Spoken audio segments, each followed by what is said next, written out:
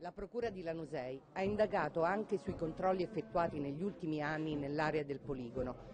Ha chiesto il rinvio a giudizio di 2 tecnici dell'SGS, la società che nel 2005 aveva effettuato le analisi nella zona per conto della NATO.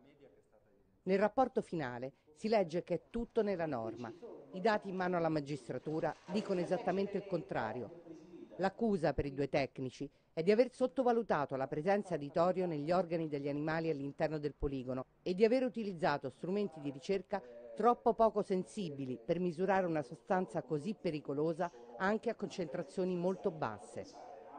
L'avvocato dei 2 tecnici, Giovanni Dall'Era, ci dice che è stata la NATO a indicare la strumentazione da usare. Sulla base del capitolato tecnico che era stato dato dal committente, quindi dalla NATO.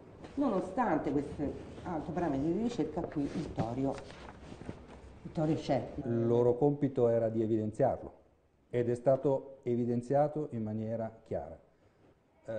Quale potesse essere la pericolosità di queste percentuali non era compito loro dirlo, ma non perché non avevano le cognizioni tecniche per poterlo fare.